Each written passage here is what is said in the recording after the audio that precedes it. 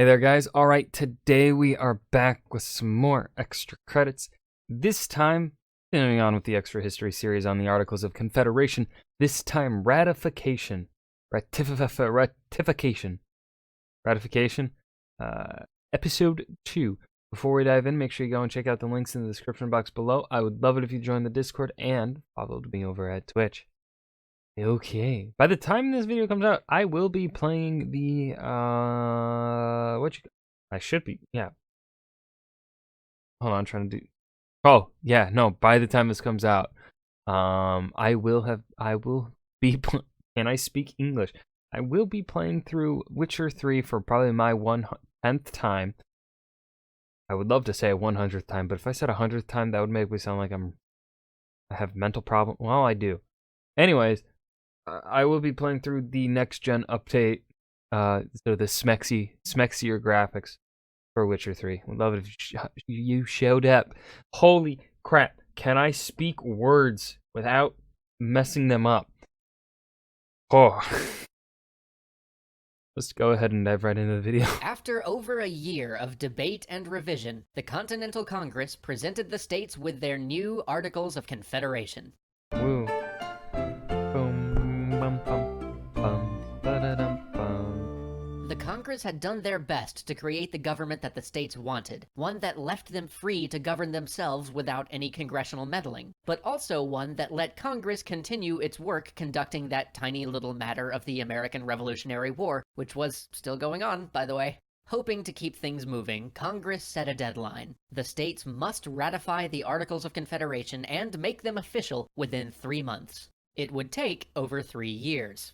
Long before the Revolutionary War had started, when Great Britain had been granting charters to start colonies in North America, they had been a little lax about defining the territory that each colony would control. It was a new world. Nobody had good maps yet. What are you going to do? What they did was tell several colonies that their borders extended all the way from the East Coast to the West Coast, wherever that was. It kept things simple, and after all, this new world couldn't be that big, right?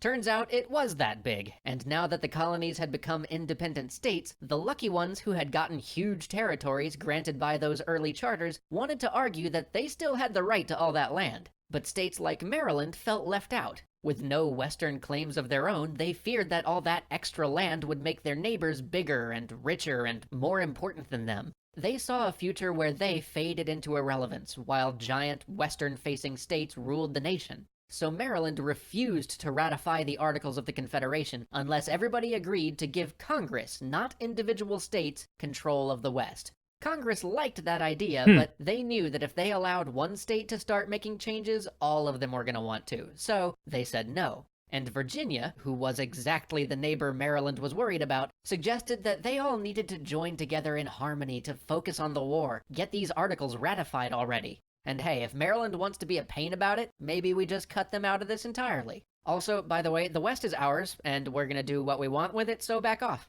Maryland dug its heels in. Virginia played innocent, and the deadline to ratify the Articles of the Confederation flew by. But 10 of the 13 states did ratify them, and Congress needed some form of organization, so the Articles became, if not the law of the land, then at least its semi-official rule set. Meanwhile, the British had not exactly agreed to take a time out while the Americans decided what they wanted their new government to be. The war was still going on, and the situation looked pretty dire for the Continental Army. That same winter that the states had spent bickering over who got to control what lands, the soldiers spent freezing and starving to death in their camp at Valley Forge. George Washington, whom Congress had appointed to lead the army back when all this war business began, had tried desperately to petition for help. Congress had tried just as desperately to provide that help, but they ran into some major problems. Congress had been just printing money, and I mean that literally. Need to buy equipment? Print some money. Need to pay your soldiers? Print some more money.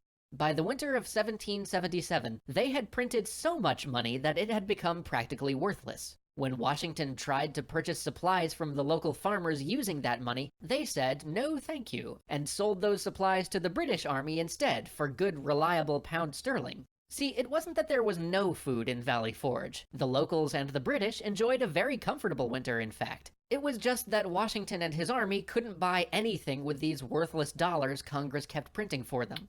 So Congress Oh. turned to the states for money. The idea, at least as the Articles of Confederation intended, was that the states would raise money through taxes. Congress would tell them how much the army needed, and the states would pitch into a general fund to make it happen.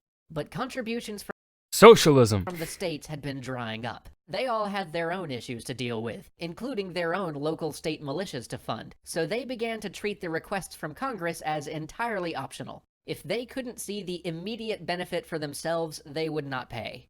As the winter reached its peak, Washington began to fear that his army and the backbone of the revolution would be defeated not by the British, but by this Confederation model of government. Congress could do nothing without the aid of the states, and the states had become too wrapped up in their own concerns to help, even when Washington skipped Congress and wrote directly to them about the desperate situation of his army. In the end, he resorted to plundering the very countryside he wanted to protect.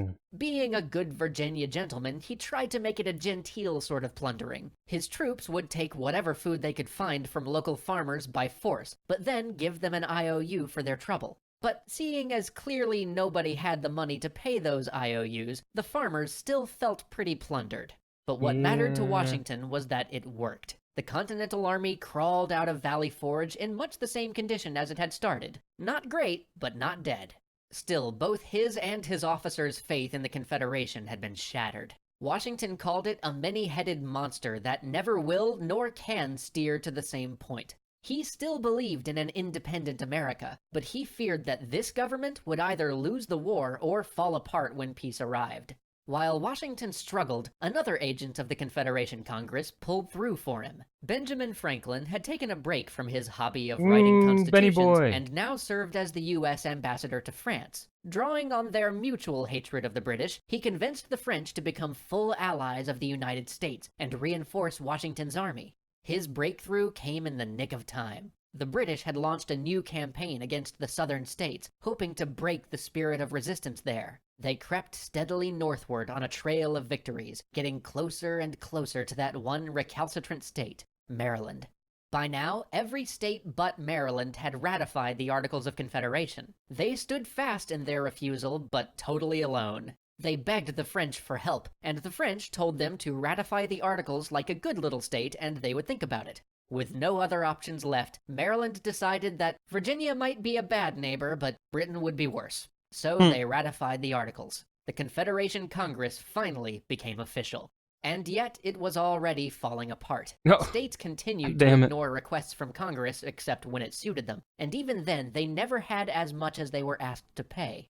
Realizing that Congress had no real power, the delegates themselves began to ignore their duties. Time after time, meetings of Congress had to be disbanded because over half the delegates simply didn't bother to show up to vote. Support from the French had helped to keep the Continental Army together, but they were still starving, and Congress had no way to raise money to feed them. Their early methods of funding the army without support from the states had stopped working. The money they were printing had practically no value, and the loans they'd taken out from citizens and foreign powers had ballooned into wildly uncontrollable debt.